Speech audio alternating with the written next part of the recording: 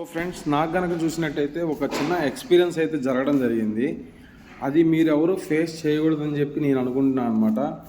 So వచ్చేసి ఏంటంటే, ఎప్పుడైనా సరే మీరు దుబాయ్లో వచ్చేసి ఏ హెచ్ఆర్తో కానీ, లేకపోతే ఆన్బోర్డింగ్ టీమ్ కానీ, రిలేషన్షిప్ మేనేజర్ కానీ, మీ మేనేజర్ కన్సర్న్ మేనేజర్తో మాట్లాడేటప్పుడు ప్రతిదీ కూడా దుబాయ్లో ప్రతిదీ గుర్తుంచుకోండి. ప్రతిదీ ఈమెయిల్ కానీ, చాట్ ద్వారా కానీ, లేకపోతే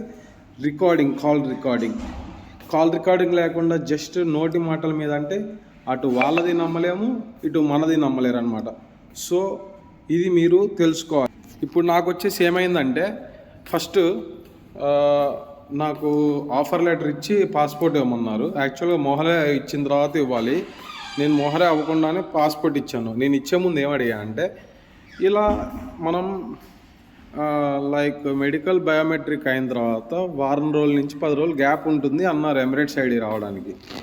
ఎమిరేట్స్ ఐడి రావడానికి వారం రోజులు గ్యాప్ ఉంటే నేను ఇంటికి వెళ్ళి రావచ్చా అని చెప్పి ఆమెను అడిగాను, హెచ్ఆర్ని అడిగితే ఆమె ఉంది వెళ్ళి రావచ్చు అని అన్నది. కానీ తర్వాత నాకు మా మేనేజర్ ఫోన్ చేసి ఏంటి ఎక్కడ దాకా వచ్చింది ప్రాసెస్ ఏంటి అంటే, బాగానే నడుస్తుంది సార్ అని చెప్పాను.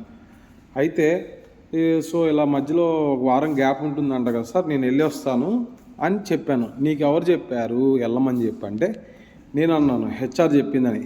ఆయన వెంబడే హెచ్ఆర్, మా మేనేజర్ వెంబడే హెచ్ఆర్కి ఫోన్ చేసి నువ్వు ఎవరు అసలు లీవ్ ఇవ్వడానికి అన్నాడు. వెంబడే నాకు ఫోన్ చేసి ఏమందంటే, నేను మీకు ఆ రోజు వారం రోజులు గ్యాప్ ఉంటుంది వెళ్ళి రావచ్చు అని చెప్పి అన్నది. ఇప్పుడు మేనేజర్ ఫోన్ చేసేపాటికి ఏమంది, మీరు వెళ్ళి రావచ్చు కానీ వెళ్ళే ముందు మేనేజర్తో చెక్ చేసుకోవాలని చెప్పి ఇప్పుడు నాతో అంటుంది. సో ఇలా తిరకాస్ మాటలు ఉంటాయి అన్నమాట. మీరు చెక్ చేసుకోండి.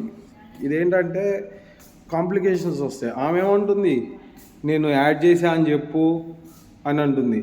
ఆమె అబద్ధాన్ని నిజం చేయడానికి ఎప్పుడూ కూడా మనం జాబ్ ఇక్కడ కాదు ఎక్కడైనా చేసుకోవచ్చు కావాలంటే. నేను అదే చెప్పా, నేను మీ అబద్ధాన్ని నిజం చేయడానికి ఇక్కడ లేను.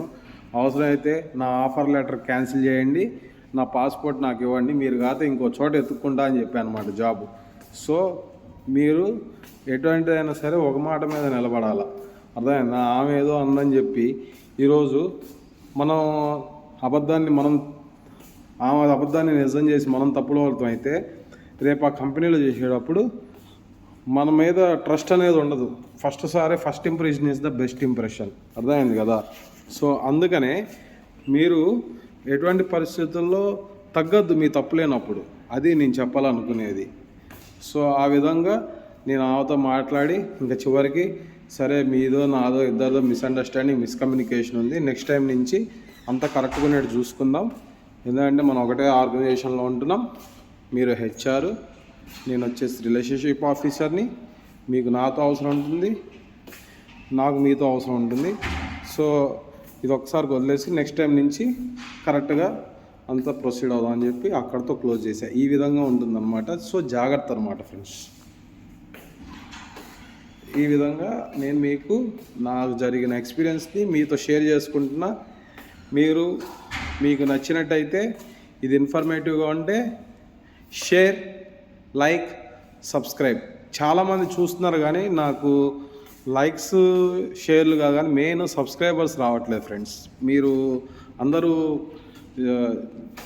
మీరందరూ సబ్స్క్రైబ్ అవ్వాలి. ఎందుకంటే నేను ఇన్ఫర్మేషను ఇప్పుడు మీరందరూ ఇక్కడికి వచ్చి తెలుసుకుంటారు లేదు తెలియదు, మీరందరూ జాబ్లో చేరే ముందు మీకు తెలుస్తుందని చెప్పి నేను చెప్తున్నా.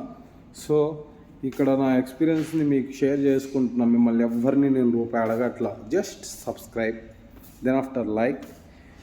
ఇది వేరే వాళ్ళకు ఉపయోగపడుతుందంటే షేర్ చేయండి. That's it. Thank you my friends. Jai Sriram.